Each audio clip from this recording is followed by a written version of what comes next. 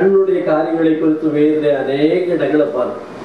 வேதத்துல போய் நீங்க வீட்டுல போய் வேதத்தில் உள்ள கண்களை குறித்து பாருங்க. அந்த கண்கள் பிரகாசமா இருக்க வேண்டும். ஆவிக்குரிய கண்கள் எப்பொழுது நமக்கு தெளிவாய் இருக்கிறதோ அப்பொழுதுதான் ஆச்சரியமான காரியங்களை பார்க்கும். ஆகவேதான் சங்கீதம் 19ஆம் சங்கீதத்துல நம்முடைய கண்களை தெளிவாக்குகிற சாட்சிகளை குறித்து பார்க்கிறோம். ஆகவே இன்றைக்கு அந்த கண்கள் நமக்கு அப்படிப்பட்ட கண்கள் இருக்க வேண்டும்.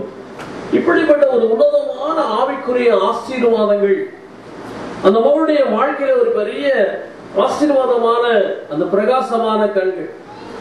எனக்கு அருமையான தாமஸ்க்கும் ரொம்ப நெருங்கிய ஒரு தொடர்பு ஏற்படுவதற்கு அநேக காரணம் உண்டு.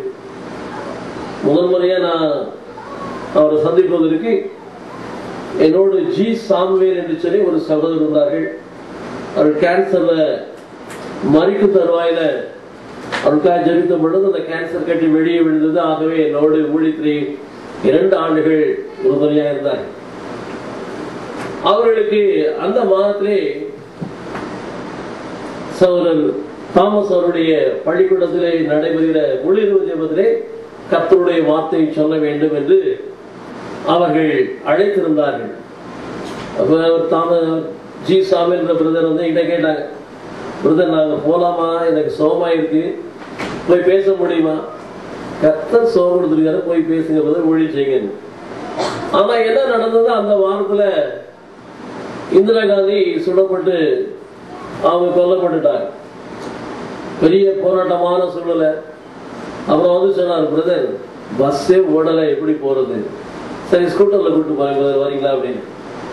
என்னால உட்கார முடியாது பிரதர். நல்ல உயரமா இருப்பார், பாட்டு சட்டமா ஒரு நல்ல ஹேண்ட்ஸம். அப்ப சொன்னாரு, சரி பிரதர் நான் உங்களுக்காக ஜாப் பண்ணேன், கர்த்தர் உங்களை போக சொன்னார், வாகனம் எல்லாம் வசதியா பண்ணி தருவேன். ரொம்ப சந்தோஷமா சரிண்ண. அந்த எங்க கோவில் பஸ் ஸ்டேஷன்ல ஒரே ஒரு பஸ் தான் இருந்துச்சு. 1000 பஸ்ஸுக்கு மேல நிக்கிற இடத்துல ஒரே பகுதியில ஒரே ஒரு எல்லோ கலர் பஸ், புதுக்கோட்டை சதி அந்த ஊர் பேர் சொல்லி கேள்விடுவோம். சரி போனா 2 பேருக்கு உட்காந்து இடம் கிடைச்சது.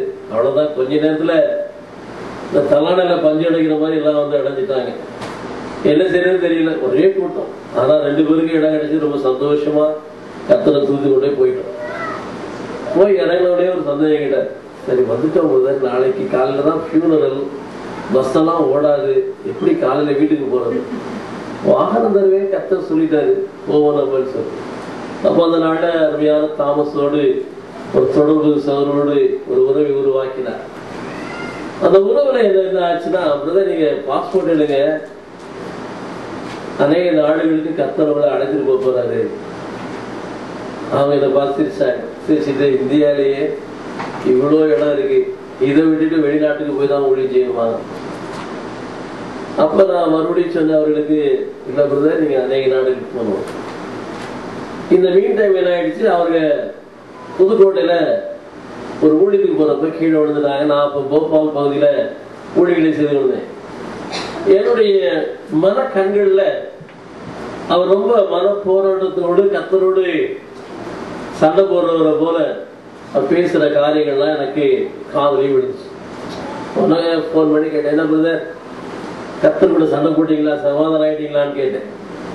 அவங்க இருக்கிறது இங்க புதுக்கோட்டை, நான் இருக்கிறது போபால், கிட்டத்தட்ட ஒரு 2000 கிலோமீட்டர் தள்ளி.